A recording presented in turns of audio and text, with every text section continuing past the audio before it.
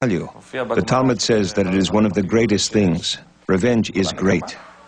Almost every one of the Psalms mentions revenge in one way or another. Usually people recite Psalms for the sick. In all of the Psalms there are maybe 2 verses about the sick. About revenge there are hundreds of verses. That night, Ozeri was buried in a Jewish cemetery in Hebron. Attacks against settlers had set in motion a cycle of revenge that had been playing itself out since the beginning of the Intifada. At least 7 Palestinians had been murdered in apparent acts of pure revenge since 2000. Israeli security forces uncovered dozens of other attempts, and as they continued investigating, realized that they were possibly dealing with an organized Jewish underground.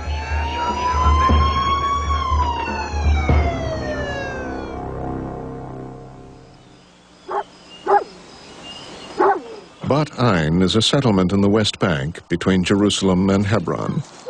In recent years, it's been a center of religious Jewish militancy. We are born-again Jews who understand each other well. Among us are people with certain opinions that aren't acceptable, even by religious society, including the rebuilding of the Holy Temple. We have all kinds of ideas.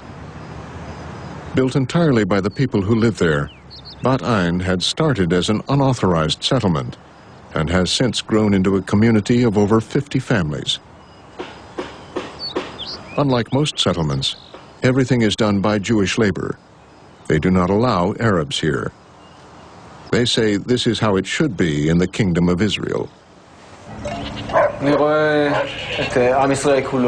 I envision the whole people of Israel living on the land, within its true borders, which include much more than we have. Both sides of the Jordan, parts of Lebanon, parts of the Sinai. A kingdom would be unlike this rotten democracy. A king would be loyal to one thing, to what God tells him, to what is written in the Torah. We should live here according to the Torah. First and foremost, the laws of the Torah.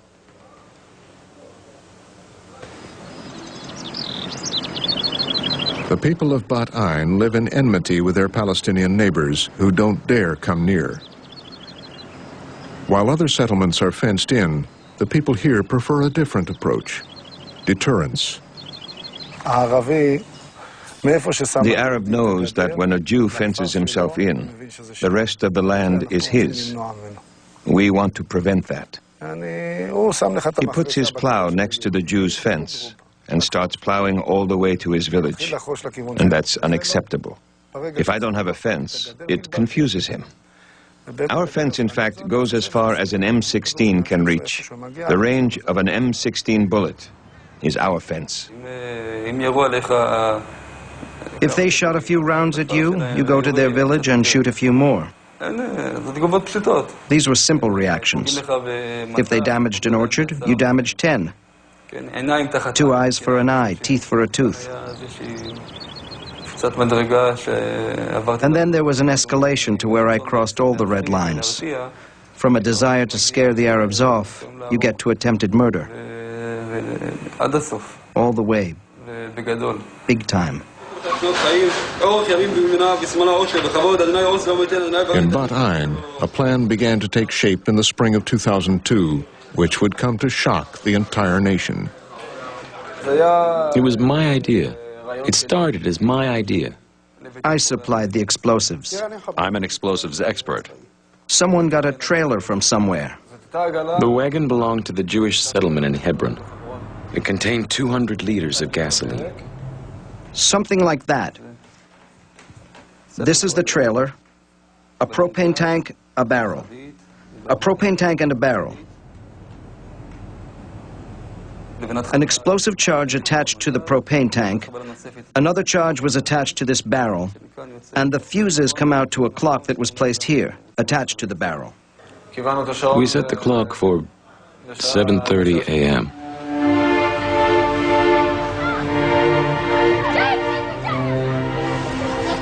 This was the intended target, an Arab girls' school in East Jerusalem. The huge bomb was meant to go off at the entrance at the busiest time of the morning, as the children were arriving at school. This street is usually full of people.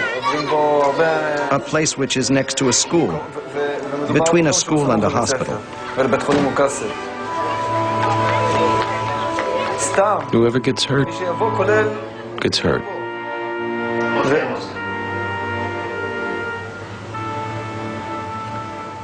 Just like they do. They came to me at my house late at night. And somehow, when they left, it was clear to me what would happen.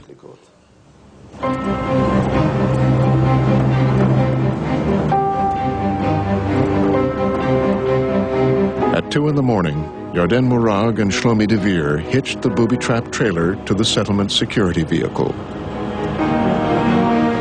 They left Bat Ain prepared to the last detail, ready to take innocent lives. We got there about 3 a.m. We passed the Hebrew University and entered the Arab neighborhood. And then it got complicated because that night a police car happened to be in the area. כנראה שנשלחנו לעצור אותם, זה מה שאני חושב. שנשלחתם מהקדוש ברוך הוא, זה מה שאתה אומר? ככה אני חושב. ראיתי אותם נכנסים עם הרכב והעגלה מאחורה. עצרתי אותם עם היד מהחלון, סימנתי להם לעצור. He saw that we were Jews. He asked where we were going. I said to Beit Arot. That's a yeshiva in the area. Then they drove off. They didn't suspect a thing. We turned around at the gate of Beit Arot and drove back. We got to our destination and we unhitched the wagon, tied it in its place, and drove off. We could have gotten home. But again, the finger of God. We had planned to, after we unhitched the wagon, we were going to puncture a tire so it wouldn't look suspicious, but we forgot. With all the pressure, we completely forgot. And after we'd driven about 200 yards, I told Yarden, hey, we forgot to puncture the tire. So he put the car in reverse and drove back 200 yards. ושהוא עשה ריברס, הוא הדליק לי נורא שראיתי רכב מנסה להתחמק. אני ניידת משטרה עומדת באמצע הצומת ורכב עושה ריברס. לא נתנו לנו תשובות, לא איך קוראים להם ולא איפה הם גרים ומה הם עושים פה. עשינו חיפוש בתוך הרכב, מצאנו מיני עוזי, אקדח, מחסניות. אז בתוך... So, within 10 or 15 minutes, they sent in lots of patrol cars, security vehicles, all kinds of blue lights, and it takes a while to realize that, to get it into your head, that you've gone from being a free man to being a prisoner. The handcuffs they put on me will stick with me for years.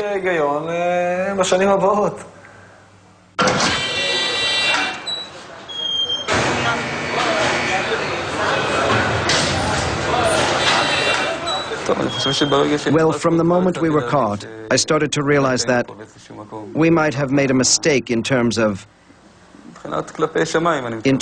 heaven, you know, in terms of what God wants from me.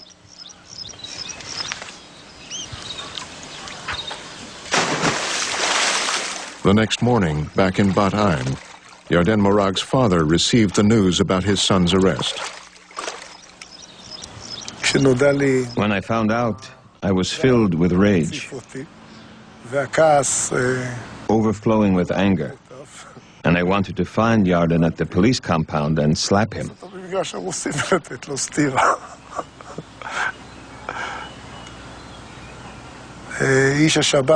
The security service man tried to calm me down. He said that what Yarden needed is a hug from his parents, because he was going to go through a tough period of interrogation and a very long trial. The interrogation of Morag and Devere soon led back to Bat Ain and another member of the terror cell, Ofer Gamliel.